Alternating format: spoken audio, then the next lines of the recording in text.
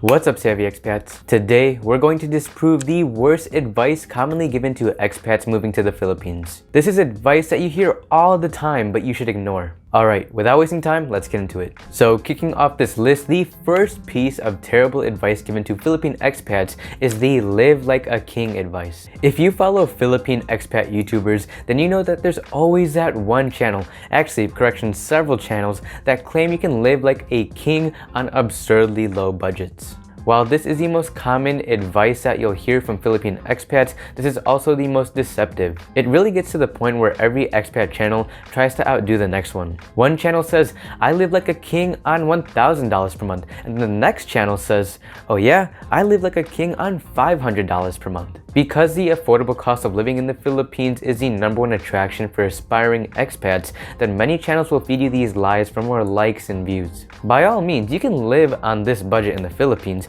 but I wouldn't say you'd be living like a king. So while it does tickle your ears to hear that you can live like a king on $1,000 per month in the Philippines, it often leads to bitter disappointment. And that may lead you to ask, well, Evan, how much should I bring to the Philippines then? I'd say a good ballpark estimate for most people is the $1,500 to the $2,500 range. Now, this strongly depends on where you live. If you plan on living in a metropolitan city like BGC or Makati in Manila, then don't expect to survive on $1,500 per month. If, on the other hand, you plan on living in a quiet and set-apart province like Bohol or Bulacan, then $1,500 will suffice. I do recommend that $1,500 be your minimum or base budget in the Philippines. And if you're the type that likes to attain a somewhat Western lifestyle, then this budget must be increased. Now, if you're living on any budget more than $3,000 per month in the Philippines, then you can afford a much better lifestyle. $2,500 and up is definitely a better budget to shoot for if you want a flexible lifestyle. All in all, the cost of living here is very affordable and you can stretch your dollar much further in the Philippines,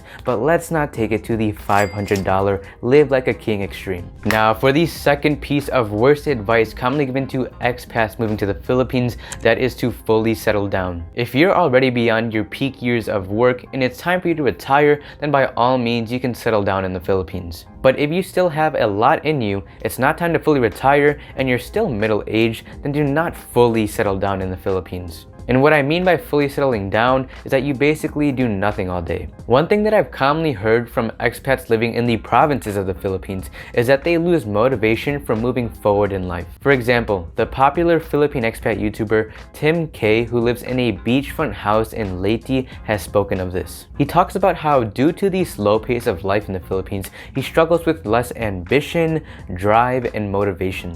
You can imagine, if you live on the beach, the weather is perfect, and everything is slow paced, then it feels like there's nothing to be accomplished during the day. When going out to the province, I've experienced how slow life can be, and it mellows you out, perhaps a little too much. I've seen that people move much slower, they're very content, and in many cases, workers are sleeping on the job in mid-afternoon while they're still customers. So for a lot of expats, they lose that edge that they had when life was go, go, go in their home country. Life in the West is a much faster pace, so you don't want to lose that ambition and drive when you encounter a much slower paced life here in the Philippines. While there's a lot of good takeaways from a much slower and mellow paced life, don't let it slow you down too much. Because from my experience spending multiple days in the province, time goes by slow, but the days pass by quick. All in all, just be wary of not losing your edge from a mellow and slower paced lifestyle. Now, for the third statement you hear all the time but isn't necessarily true, that is when expats say that communicating is easy here. Don't get me wrong, English is the second most spoken language of the Philippines, so it's widespoken among the locals. You should have no problem getting around, and I wouldn't overly worry about language barriers. But despite that, it must be kept in mind that most locals only speak and understand English on a basic level. So if you're the type that likes to have deep intellectual conversations with other solid conversationalists, then that cannot be found everywhere in the Philippines. From my experience, the younger generation is typically more fluent in English, while the older generation, not so much. I've also heard other expats complain about the lack of variety in conversation. Honestly, you cannot blame Filipinos for this, because imagine trying to have a deep conversation in a language foreign to you. But I've heard expats say that conversation is usually limited to a small amount of topics. Small things like the weather, family life and just what's in front of them is the most common subjects I hear them talk about. So don't take this as if you can't hold a conversation with a Filipino, but just be wary that people speak it here on a basic level, so you're not going to get too deep of conversations.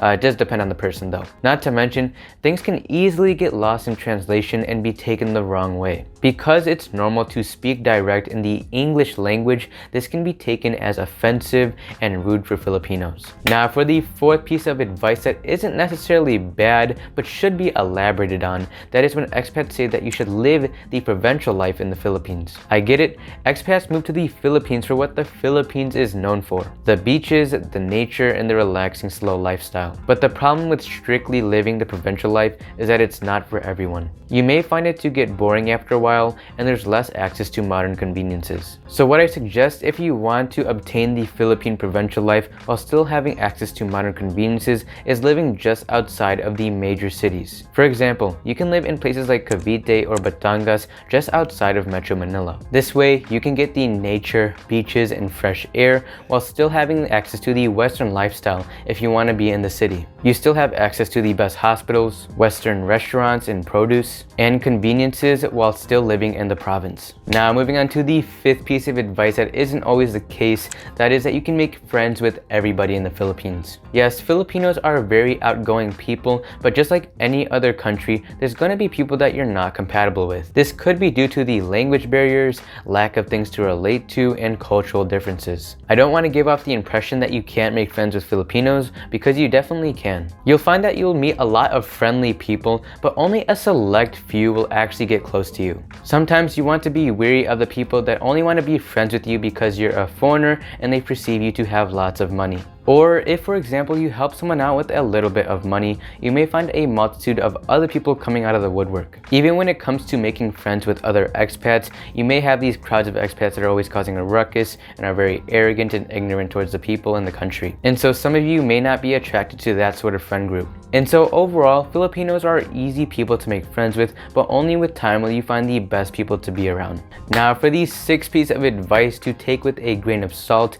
that is when expats say that you can start a successful business in the Philippines. While your capital can go a long way in the Philippines, it must be noted that the margins are much lower here. And so it's not uncommon to see that it can take a while to break even and get your money back. As many of you know, countless expats have gotten burned by starting businesses here. From what we've seen, you'll get a lot of locals asking you for the startup capital to invest in a business, but chances are you will not get your money back. Either because the business flopped or a local pulled a fast one on you, this is something to be wary of. If you're sure of yourself to start a successful business here, I don't want to discourage you, but just be very careful. Now for the seventh point, this is something that many expats say before making the move to the Philippines, and that is when they say that they're going to work longer before moving here. All of our situations are different, and I understand if you have to take care of your mortgage, debts, and expenses before moving here. Or even perhaps there's something that's truly keeping you down just for a couple more years before you make the move. But at the same time, for a lot of you,